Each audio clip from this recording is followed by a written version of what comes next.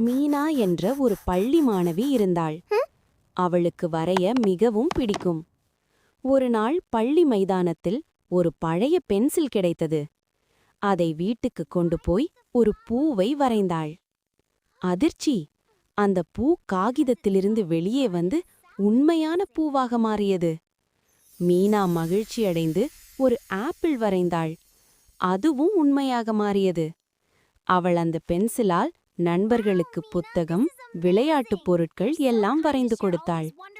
ஆனால் ஒரு நாள் அவள் சிண்ட கோபத்தில் ஒரு பெரிய மழை மேகத்தை வரைந்தாள். உடனே வெளியே உண்மையிலேயே மழை பெய்ய ஆரம்பித்தது. அப்போது அவளுக்கு புரிந்தது, மந்திரம் இருந்தாலும் அதை நன்றாக பயன்படுத்தணும் என்று. அதன் பிறகு அவள் அந்த பென்சிலை மக்களுக்கு உதவ மட்டும் பயன்படுத்தினாள். கதையின் கருத்து: சக்தி கிடைத்தால் அதை நல்ல விஷயத்திற்குத்தான் பயன்படுத்த வேண்டும்.